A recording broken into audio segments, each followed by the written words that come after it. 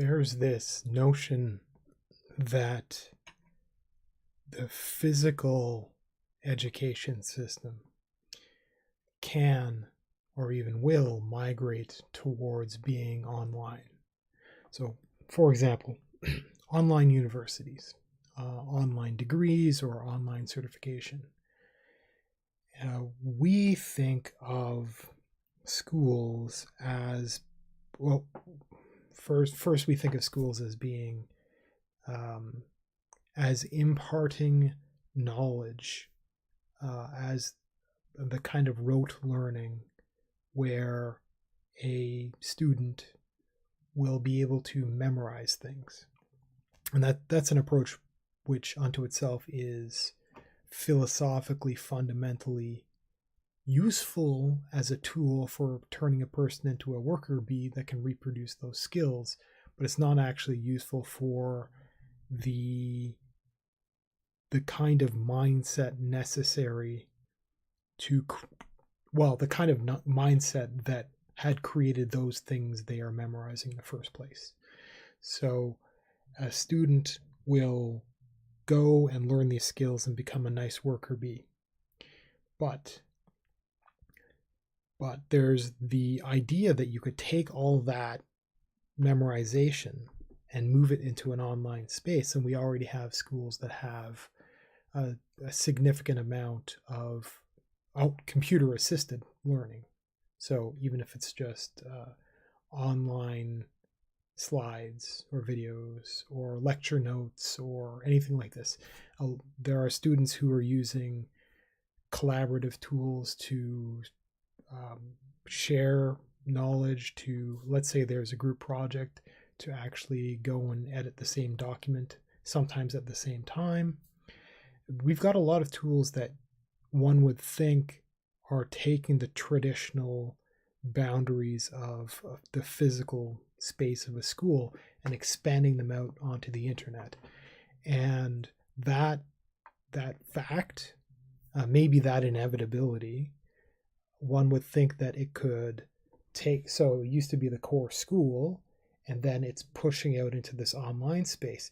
And there's the instinct that a lot of people are entertaining, which is that as this expansion goes out into the internet space, that it will hollow out in the middle such that you don't need the physical school anymore. You can just replace that with an inner shell of a structured online institution of some sort.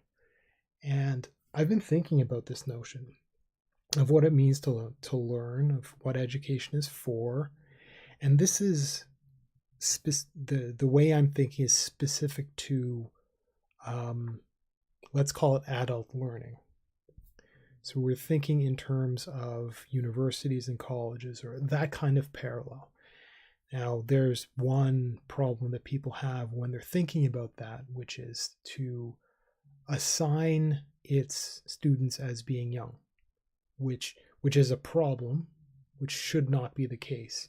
And one of the amazing things about pushing stuff out to be online, aside from the cost being generally free, and there's a lot of guided stuff that is low cost, it still costs money, and there's a lot of individual tutorials or the like, where somebody might either donate to help a person out, or who would subscribe, and it's a Patreon relationship where they grant patronage to an online creator, and that creator creates tutorials. It could be purchasing actual literal, not individualized packages, tutorials, things like that. Learning exists in the online space, and that doesn't have the limitations of even adulthood. And there's quite a lot of learning going on, but it's not backed by, and it can't be backed by the institutional paperwork. Let's say that it can't be backed by the stuff that businesses ought to respect, partly because there's no theme, structure, recognition. There's no agreement between a lot of these online learning resources such that businesses can have some level of assurance that the people who quote unquote graduate from those courses have something that's functional for their needs. There's this problem that businesses map degrees to competency, and it's not actually what people learn in universities isn't one-to-one usable in any particular business that requires that, let's say, degree, because a person has to go in and has to train, and there's a lot of nuances that are specific to a particular business, let alone a particular industry, a particular field. So something like a general engineering thing might produce a qualified candidate to then be hired into a particular business and to be trained as something more appropriate for that particular business and their particular uses. And the online space doesn't really have any kind of consistency to do anything anywhere near that. So it ends up being kind of like edutainment, in that a person can sit down and have like self-directed learning. Now in the online space, it's very useful for people who are already students, because they've got so from the stories that I have been told by recent university students, they're saying how they would have suffered and in some cases may not actually have been able to graduate at all without having paired the online tutorials that they have sought out that help explain what their professor is really awkwardly trying to explain. So they need to either record and replay the lecture, which isn't always possible, or they need to find somebody else's lecture online or somebody else's tutorial online to explain a very specific problem that they're having. And this is true for things like, this is true for everything really, but for a lot of students that are a little bit awkward at some requirement for their degree. So say, for example, mathematics, and they have a hard time understanding some nuance of algebra, some nuance, and they're just not confident enough, they can actually go online and learn it. So there's, in a sense, more and more of a requirement of that outside internet space to close in and supplement the internal space. And I've been thinking of an argument of how it will not ever be the case, ever be the case, due to the nature of humans, that the local act of learning can be entirely obsoleted by the online distance learning, ever. And that's because the experience of learning is mapped to a social element, and the social element can't ever be reproduced in an online form.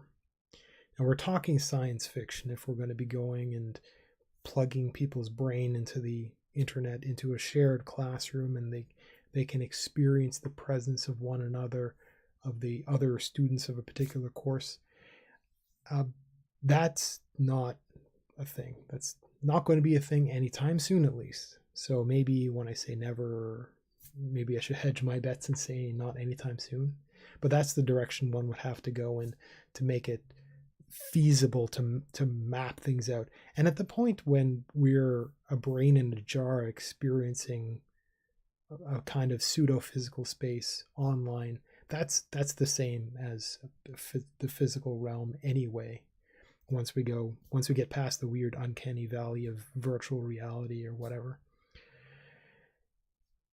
And the reason that I don't think education can expand out that way and obsolete the the actual physical space is not so much that the learning can't happen, and not that there can't be an agreement among all suppliers of education, and not that businesses won't value the online stuff. I think there's enough of a movement in the perception of the value of online learning such that businesses will, at least some businesses, let's say small businesses, new businesses, businesses that are old, that take risks by manufacturing like a node of their business for a specific kind of, to explore some specific field, like, and that thing can take a risk. And so they'll maybe they'll bud a little thing out there, and it will take the risk of hiring maybe some or all people that have done online learning from whatever the heck. I think that there is a kind of inevitability that businesses will become more and more open to this, and unless it can be demonstrated at being a pretty universal disaster, I think it's going to be a thing where some businesses are always going to be quite happy to reach for online learning. And for students, so there's the education thing is totally doable. Businesses accepting it is totally doable, but the concept of shaping a human in the educational environment isn't going to fully be met in the online space as opposed to the physical space. And that's because there is an element of being social that isn't fulfilled by the online experience. And we can already do I can do the old man description of how life used to be before the internet became popular, where there's been a shift in how people socialize from back in the olden days to the various kind of primordial internet-like things, to early internet, and up to today. How, I mean, we can talk the obvious. Well, what about social media? Social media takes up people's lives, and obviously that's a social space, and obviously, but it's not. The problem is due to the weakness of the people that participate in social media. Too many people who are weak to it's not like there's an addiction, okay? There is, but I'm not talking about that kind of element. I'm talking about how people are vulnerable to the psychological influences of social media. I mean, that as a replacement for the physical space, it does not work. Because in the real world, for example, in the real world, I can have a fist fight with someone. And because I can do that, I mean, I'm not just saying it's me, because but anybody. And because that, if you want to say that that's the very worst, the base where things can go there, that possibility, even the politest, shyest, quietest mewing of a possibility, is enough to help moderate up the chain to take people from the various assumptions of bad will, to moderate them down. So, for example, somebody is not going to act to me in certain ways in real life because there is the perception that if they escalated either in their tone or their choice of words, that it will escalate into violence. It will. And there's always that sense of reality there. And you don't get that in an online space. And that maps over to learning, to just straight learning. In the same sense that online socializing, it is incredibly inhumanly unhealthy for a person to only have their socializing from childbirth to adulthood, let's say, if a person only has socialization through our present fumbling inadequacies of online socialization, a person will be absolutely broken by that. And we do see that because we do have young people who have spent their adolescence until their adulthood with something like that. And the only thing that has made them, I mean, really, there's something inhuman about what happens to people as they are kind of put into a culture that is entirely online. And yeah, that comes across as me being old, right? So the grumpy senior looking and you kids didn't know back in my day kind of thing. Okay. I totally get that there's going to be a generation gap where people will claim that I don't understand, but I understand well enough. And a person who is birthed across that technology is going to be missing out on a whole lot of psychological. I don't know how to explain it.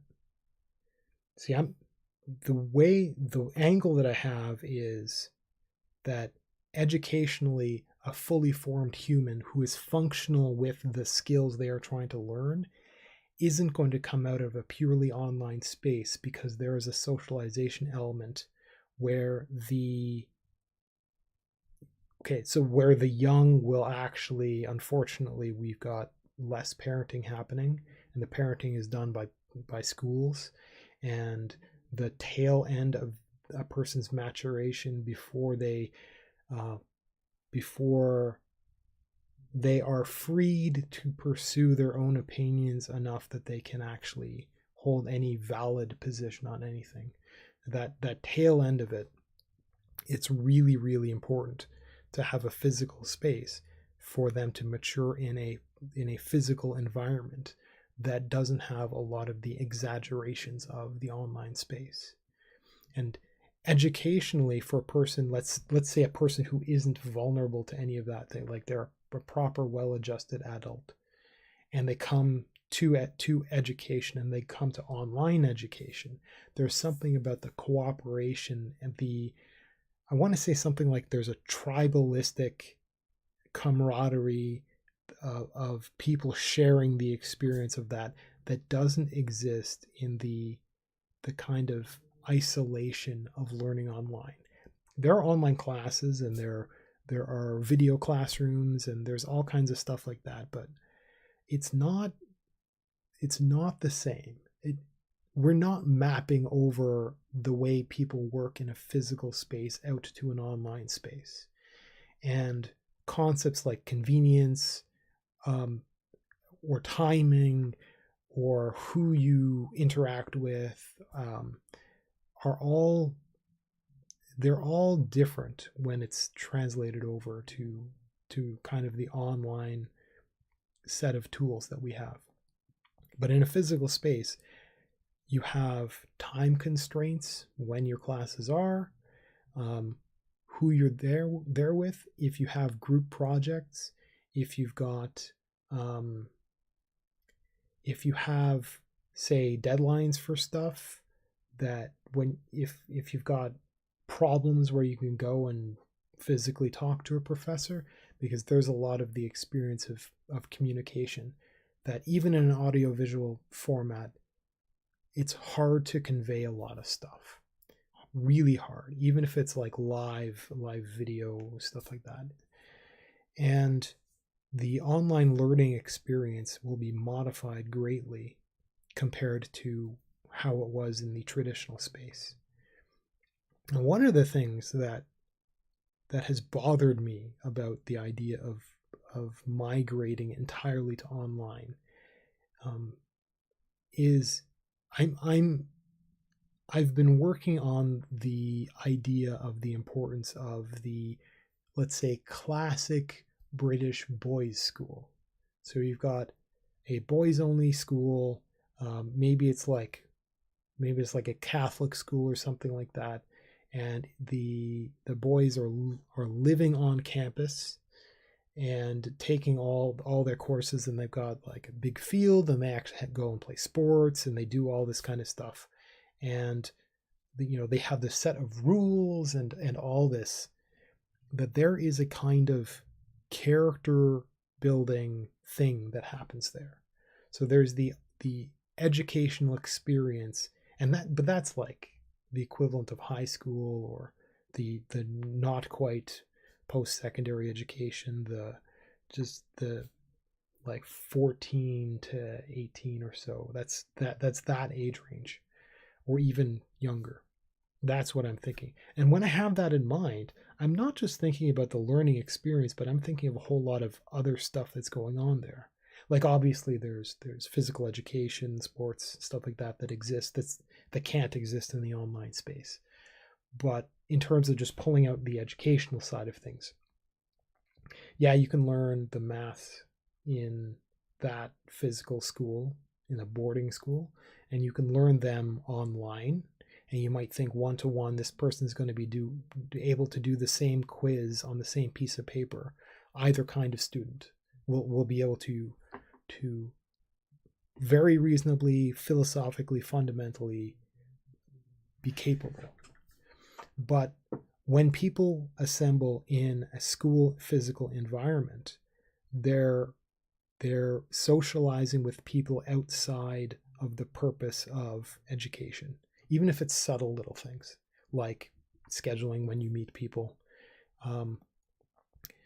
like physically walking to locations and physically sitting and talking with people, and all of the nuances that are very different from like you're not having to wear pants and doing a video conference kind of thing. There's a whole lot that's different. But most importantly, part of education, and part of what we don't recognize about the importance of education, is when students are in an educational environment, they're doing more than learning. They're obviously the young are continuing to mature throughout the university years, but any student of any age is going in and they're making social connections. And it can be as subtle as physically meeting new people, and all the physical space stuff, all the body language and all this kind of stuff that you're not quite going to get properly online. But it's also the fact that when you've got that, and you've got so much of that, you end up having just the physical connection is there, and I think is so important to humans, that the people who will go to a, let's say, well-adjusted university, like a healthy one, where they end up going to study groups, they end up making friends, bonding, will make a graduate better than just the paperwork that they might graduate with. And that in the online space, you can't do anywhere near the same in terms of making those connections. And back to the boys' school thing. And because the reason is I don't understand many of the mechanics of like the Catholic girls' school. I knew a couple, never thought to actually ask about that experience. So I just have a bunch of secondhand stuff. But I mean, we've had the British boys' school thing in at least some movies, so we can get an idea of some of it. But the idea is those people, those, say, schools from the 30s or 50s or whatever the heck, from days long gone, that experience used to be for like the upper class. So they'd send their in that case the rich boys to school, and they would form kind of clubs and cliques, and they would make those tight-knit friends that they would be able to, they'd bond, and that bond would come with them into adulthood outside of the educational environment. And they'd make strong business connections, for example. And you'd have people that went from being kids in school, really hating having a curfew, and they'll break the rules by smoking or drinking or something like that. From being like that, they'll come out of the educational experience having done real peer bonding, and they'll come out with more than just the education. They become more and more functional as adults that cooperate. I don't think that happens, certainly not to any significant comparable degree out in the online space.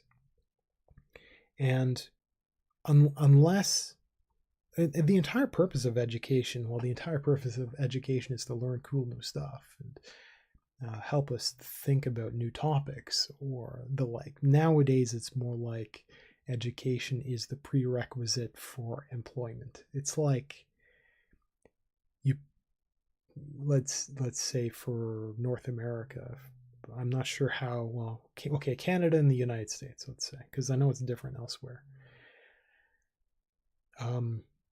Education is like daycare until a person grows into a position where they are forced to go into debt because university is a requirement for them to get a decent job. And then that decent job, which requires it, barely pays them enough to pay off that debt. And they really get their freedom at like 30 is when they can finally have their business and their job actually paying them money that they get to keep. Because it's going to take them, it takes a person like 5 years to pay off a student debt if they get a good job and all this kind of stuff. I'm not sure why I went down that tangent. So let's see if I can wrap this up. So the idea of forming bonds outside of that, it's just for employment. The idea that education is for rounding a human out more so that it isn't just they become really good at filling out the paperwork, at acing the tests, that they become better as humans, better as thinkers, better suited as potential employees. I think that a person that's gone to a physical space that space has encouraged the kind of human relationships, or it's gotten out of the way. I think the online stuff just has barriers, makes it impossible to do this. But in the physical space, it's just human nature to do it. And the other is a lot of people, they have relationships in universities specifically. And there's a lot of people who will have that in universities, and they do at least sometimes work out into long-term relationships, into marriage.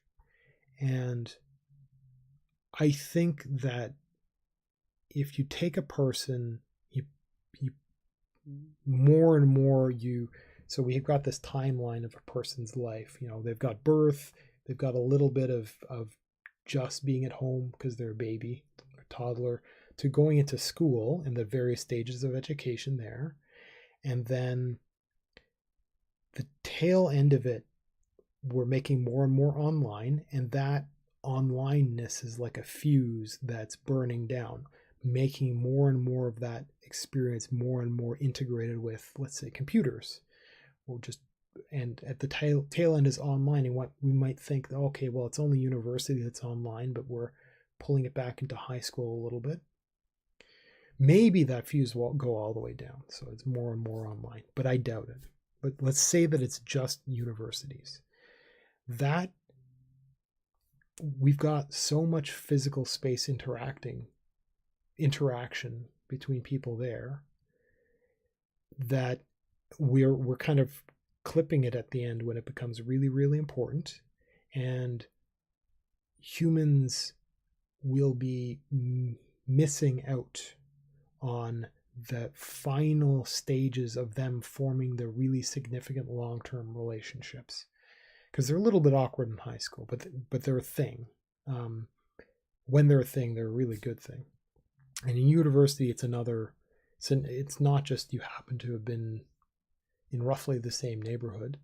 Um, it's not just that, it's the fact that you've all, usually it's because the people have gone to that university or to the neighborhood of that university because they want the same kind of education, and that makes people more, let's say, compatible.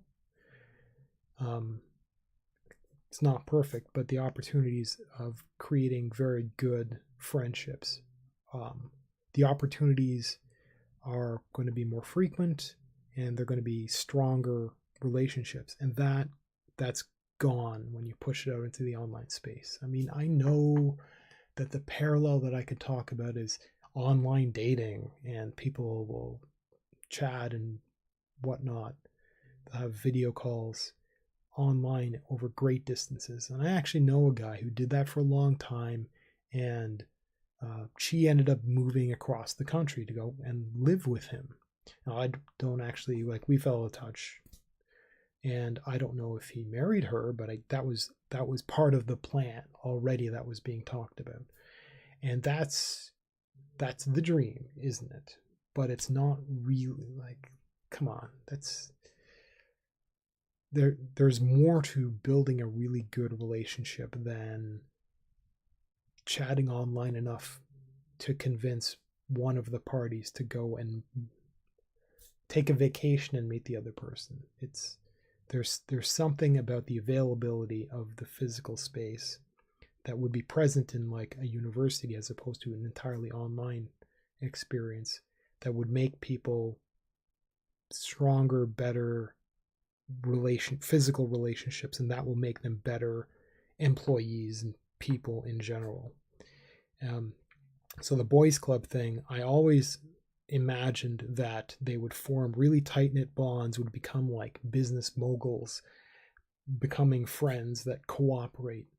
And I don't see anything like that happening online. Online, I think, is far too distant, and I think that we're taking away far too many opportunities for humans to have a more rounded experience, to get exposure to more and different things by being in a different and physical environment. That, I mean, you living in the same house from birth until the end of college, that's not good. And having a person kicked out and going to another city and going to school there, I think that things happen to a person. Things happen. And I think removing the relationship element is going to make a lot of people really unhappy, because, I mean, workplace relationships or meeting people after high school is hard. Meeting people after universities is really hard, really hard. And I don't like the idea that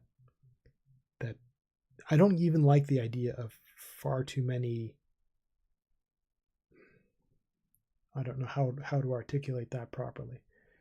I don't like the idea of people growing up and then not having those very, very strong bonds as functional human beings.